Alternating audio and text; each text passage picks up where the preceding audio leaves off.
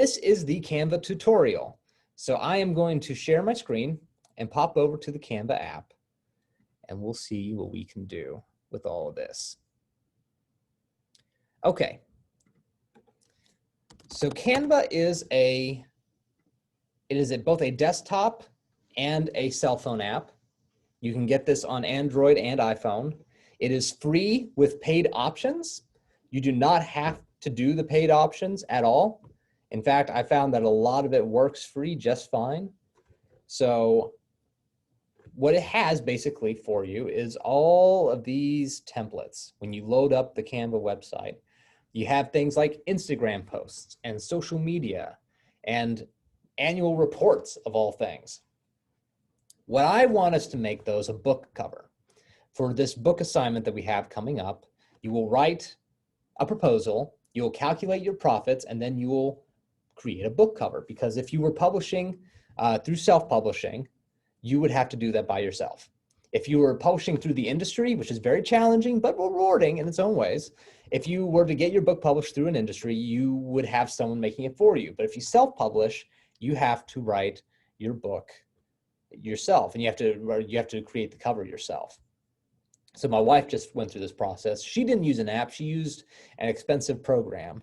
But we're going to just use this app. And I found that Poster is the best set of templates to use. And you can use any of these templates in making your cover. One thing that I want to do before starting to make my cover is look at examples of different book covers, because that helps me get inspired. It helps me see things that I might like. So if I roll up into this, let's say I want to make an art and photography book. I can see in this category just some of the different covers that people have made for these types of books in the past. Some of these books are really like text-based like this. Other ones are more image-based. Some are very colorful, some are more black and white. Based off of these different covers, I can find something maybe that I like, something that works for me. This Tom Ford one is interesting. It's just got his name and then a black background. It's kind of stark and interesting. I showed earlier an example of a book that I liked. I saw this at a library once. I read about half of it. I didn't get super far, but it's called It Devours. This is by Joseph Fink and Jeffrey Cranor, based off of a podcast called Welcome to Night Vale. I like the font, I like the background, I like the graphics. I can mimic this. I don't copy it, but I can use it as a source of inspiration when coming up with my own book cover. So let me roll into, where am I at? Yeah, here we are. Here's a blank design, a blank space that I can use. Now I can pull in some of these pre-made book covers, and I can just type in the name of my book if I want to. So,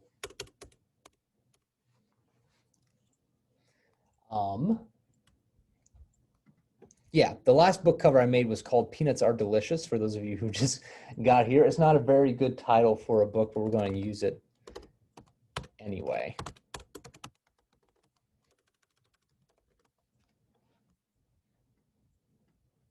Okay, so if I wanted to use a template like this, I could legit just roll into one of these. Let's make that go away. Okay, so I had an issue where part of my template is covering up the other part of my template. Here's how to fix that.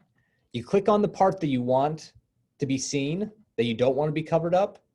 You right click on it, you hit bring to front. Just like that, okay? So if you run into an issue where something is covering up something else, whatever you want to be in front of the other, you right click on it, you hit bring to front. So I could roll through here, I could write my name, could change some of this other stuff. There are three things that I want you to do with this book cover. I want you to have your title. I want you to have your name. Then I want you to have a pull quote. Pull quotes are things that authors get. They send their book out before they publish it to famous people, so that those people can write something nice to be put on the book cover. It's kind of a weird practice, but it's something that lots of people do. So make up a quote. So you want it on the book or off the book? Say again? I say, so you want the quote on the book? Yeah, so like underneath my name, I could write moving, a tragic saga of taste and feeling. And I'm going to attribute that quote to, who's the worst Night Show host? Jimmy Kimmel. Can we make up our own? Yeah, you make up your own quote as if, and write something as if it's something that you wanted someone to say about your book. So if you want your book to be moving, a tragic saga of taste and feeling, write that quote. It's something where in the real world, you'd have someone write a quote for you, but in designing the cover, just write it out yourself as if you got someone to give you a quote. Does that make sense? Yeah, sure. Okay. So I don't need this website here. I can get rid of that. Bada boom, bada bing. I've used a template and now I have my own book cover. That is the first way to do it, and it's a very easy way to do it. I can roll up over here. I click on download. I want to download it as a PDF.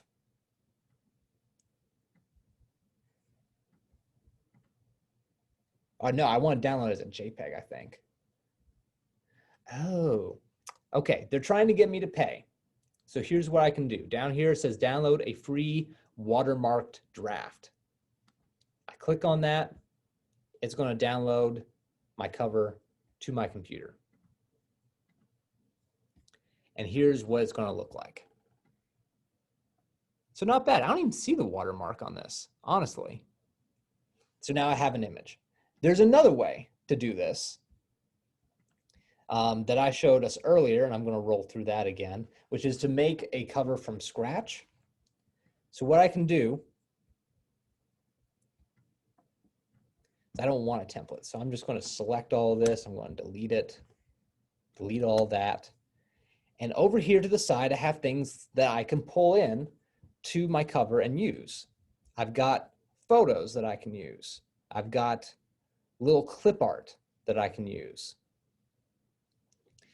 So if I wanted to make a book that looked more like It Devours, for instance, here's like a circle that I could pull in. Yeah, that's nice. I like that. I can just drag and drop these elements into the space. I have text over here that's got different types of font. Some of it's glowing, some of it's more like this. I like this, some of these different styles.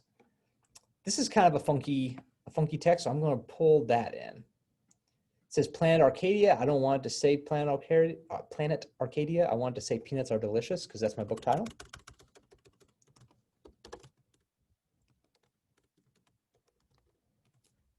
Okay, my title was a little bit too long, so I can just adjust like that.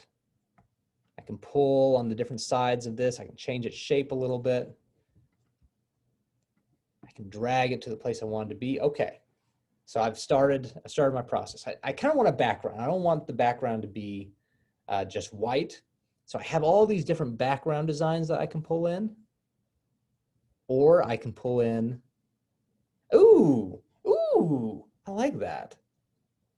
Okay, or we got that. I like the blue. Okay. That's pretty cool. I'm going to drag this up just a smidge. So I've got my title, I've got a background, I've got a little bit of a design. This is a good aesthetic. I like the aesthetic that's happening. Need to put my name in. So I'm going to find another font that I really like. Now you may click on one of these. You may click on one of these different fonts at one point and find that they want you to pay for it. Just avoid that. You don't have to pay for anything. Just pick a different font. Let's see. I like Enjoy. I think I like Enjoy. Oh, I clicked on it twice and now it popped in one that I didn't need. No, stop. If I want to delete something, I can just right click and delete. So now I'm going to pop in my name. Much too big. I can go up here, just like if I'm in a word processor. I can make my name any size font that I want it to be. 64 is a little small. I'm going to bop it up to 98. There we go.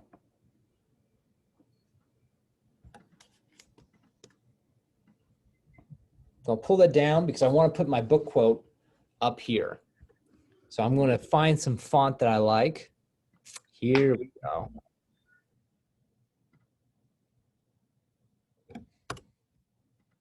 It's too big, but that's fine. We're going to work on that. Actually, I don't like that font after all. So I'm going to right click and delete that.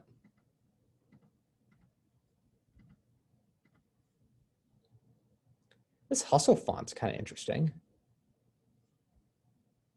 but I'm not sure it's going to work with the background.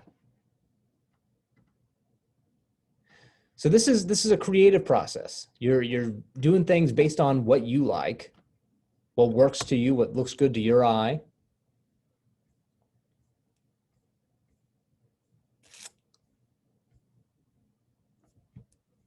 Let's try this Game On font. I'm going to make it much smaller.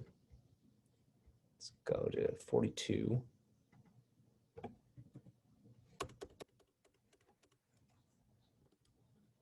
I'm going to write, it moved me. I cried for hours. I showed it to my wife, and it made her cry. Very sad. I loved it. So that's going to be my pull quote. Who's going to say that? I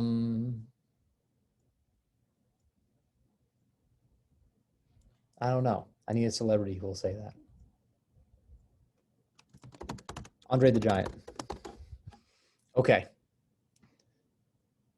So now I have my pull quote. The font's still a little big for me, so I'm going to bring it down to 28. There we go. Okay. You know what? I'm not sure I like that as well as my first cover, but it's something and it exists and I'm happy with it. So I might fiddle with it normally a little bit more for a little bit longer, but I'm going to go ahead and download it. So I click the download button. I want to download it as a JPEG. So here we go. I hit download. It's going to ask me here in a second to sign in. I don't want to sign in. I don't want to sign up. I don't want to do any of that. But I could if I wanted to. If I wanted to save this in the browser and come back to it later, I could absolutely do that. All right. Any questions on the design process thus far, or is there anything else you want me to show you again how I did? No, that was all. Okay. Would you like me to roll back through how to get it onto WordPress, though? No, I actually screen recorded that part. Okay. Okay, cool. Well, I'm not sure I recorded that bit. So I'm going to go ahead and record that. But if you don't want to see me do WordPress again, you can go ahead and head on out. But I am going to do that just real quick so everyone can see. Okay. So if I want to go and put this on my WordPress, I type in wordpress.com and I'm brought back to my menu, as we can see here. So it's a lot easier to write a WordPress blog post than it is to set up a website. All I got to do is roll over here to this button up here that says write, and I click on it. And it's going to bring me to this kind of a word processor where I build my blog. I can put in a title.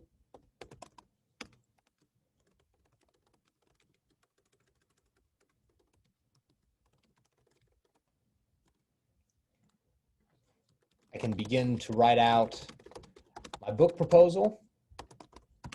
When you're writing out your book proposal, I do recommend you write it out as though you were pitching it. This is a pitch to a publishing company about why your book is going to be successful, who the book's going to be for, how many copies you hope to sell, things like that. You're trying to convince the book company, the publisher, to publish your book. That's the purpose of the proposal. And even if you were going to self-publish, even if that was going to be your plan all along, it's very good. It's a good idea to go ahead and put up this proposal because it shows you how to market your book after that. And again, these principles, these proposal principles, they apply to everything, not just books. I've used these basic principles to pitch documentaries. I remember I went through a lengthy set of meetings with a museum once, trying to get them to have me create a documentary. They wanted something for their K-12 groups about this astronaut. So you would go in, you would write this to bring in your picture. What you do is you hit this little plus sign. And what you're going to do is you're going to search. This is called a block. So I'm going to search for image. When you see the little thing that says image, you click on it, just like that. And you have a space now where you can either upload a picture, select a picture from your media library, or insert a picture from a link. So because I downloaded my image, I'm going to hit on select image. I'm going to click on media library. I want to add new. Okay. And here, peanuts are delicious. There we go. So I had the one, the peanuts are delicious thing that I made from the previous session. I also have the one that I downloaded from the template here. I've got all three of these that I could play around with. So using this method, I can just go, I'm just going to bring in peanuts are delicious from right here, the one I just made. Bada boom, bada bing, it's in my blog post. If I click on it, I can resize it, make it as large or as small as I want it to be. Just to show you what the other way of doing it would be, if I bring in the image block and just hit upload, it's going to pull up that same sort of page that I had earlier. I click on the photo that's in my download folder. I choose it. Now it's here too. So at the under your book, we just put why you should buy my book. Sort of. So in D2L, this assignment has a number of things to write about. So I'm going to pull up D2L real quick. Okay. So if we go to our course in D2L, Intro to Mass Comm, what I'm going to do is I'm going to go to the content section. I recommend that you always go to this content section on D2L to see what you have for the week. Because we have the podcast, the PowerPoint, the discussion board. Everyone needs to participate in the discussion board. That's how I take attendance. If you don't do that, I'm going to send people to come knock on your door and find you, because I don't, unless you're submitting this stuff, I don't know where you are. So here's the book proposal. And there's a number of questions that you want to fill out and write about, different things I'll be looking for. So what will the title of your book be? What's the basic premise? What books will your book compete with? So let's say that you're writing a nonfiction book about broadcast journalism, about sports journalism specifically. You would go and you look up on Amazon about other books about sports journalism, and you list out those books as if this book is going to be competing. The book that you're writing is going to be competing with those other books in the marketplace. The next question is, why will your book outsell the others like it? What makes your book different? And what is it about your book that's going to sell better than those other books? It'll ask what the format of your book will be. Will it be super academic? Will it be more informal and fun to read? Will it be a photo book that you'd put on your coffee table? How many chapters and pages will it have? Will it be hardcover, softcover, or both? Will it have pictures? Will they be in black and white? Will they be in color? That's an important question because that plays into your printing cost. Then there's a question about how you'll market your book. That's what goes into your proposal. Now, attached to this, if you click on this assignment, there is an Excel sheet. And this is really cool. I'm going to open this Excel sheet for us to look at. This is the actual calculator that Amazon uses. If you self-publish a book with Amazon, this is how you will know how much your book will make on Amazon. So let's say that I wanted to publish a 200-page book. Under number of pages, I'd type 200. It says enter interior type. So black ink or color ink. That's why the pictures being black and white or color matters. So let's say I want it to be black and white on the inside. Now I can type in what I want my book to cost. So let's say I want my book to cost $20.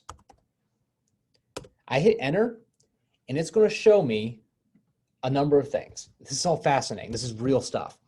So the printing cost of this book, based off of the 200 pages and the black ink, is going to be $3.25. It's going to cost Amazon $3.25 to print this book. It's going to have what it considers the minimum list price. So that's the lowest amount of money that I can charge for it. And then the Amazon royalty is what I make off of each book sale. So if I sell a 200-page book for $20 on Amazon.com, every time it sells, it'll cost $3.25 for Amazon to print, and I will make $8.75. So I want you to calculate what your book is going to make, play around with some different prices, because if I type in $25, my royalty goes up. Now I'm making $11.75, but I might sell less books is the thing. So my wife, when she was publishing her book, she had to decide, okay, do I want to make this book super cheap so lots of people can get it? She wanted people out in Western Oklahoma who don't have a lot of money to be able to afford her book. So she priced her book, I think it was something like 75 pages. She published it initially for $5. I think it was something like that. And you can see her royalty at first was nothing. It was 85 cents, but she wanted people to read her book. So that's what she sold it for the first month. Then she increased it to $9. So now she makes $3.25 for each book. This all goes into the strategy of how you sell something. So that is the second part of the assignment. After you answer those initial questions, you go in, you tell us what price you'll sell your book for, and then you tell us what you think the strategy is going to be. Do you anticipate that you will charge a lot and just a few people will buy it, or do you want lots of people to buy it at a small percentage? Then I ask you what your royalty will be. So that Amazon royalty, that's that number. And then I want to know how much you would make from selling 100 copies, and then 500 copies, and then 15,000 copies, so that you have some idea of what you are hoping for, what you hope the book will make. Does that make sense? Yeah, excuse me. Yes. Is it too late to do the discussion questions? Because I never knew what it was until you just put it up. Oh, I'm so sorry. I had no idea that you didn't know where that was. No, actually, because a lot of people have been having trouble with the discussion posts. Both the posts for week 1 and the posts for week 2 are due this Sunday night. And what you want to do for the discussion is you want to pop in there, make an initial post answering the discussion prompt, but then you also want to respond to someone else. And if you do that, that's 7 points, and I count you for attendance. Cool. Very cool. Yeah. You want to go to the content tab when looking at all this stuff, because that's where the podcast episode is. And the podcast is the most important part of this class. That is your meat and potatoes material. So if any of you have not had a chance to listen to the podcast episode, either for week 1 or for week 2, they're only about 30, 45 minutes a pop, easy to listen to while doing laundry or going for a jog. And yeah, it's worth your time to jump in and listen to those. They'll have information on the course. They'll have information on, I dive into book publishing in this podcast. And so the information there does appear on the midterm, and the information will help you when writing your discussion post and doing each assignment. So yes, this is where to go. Always the content tab. What other questions do we have?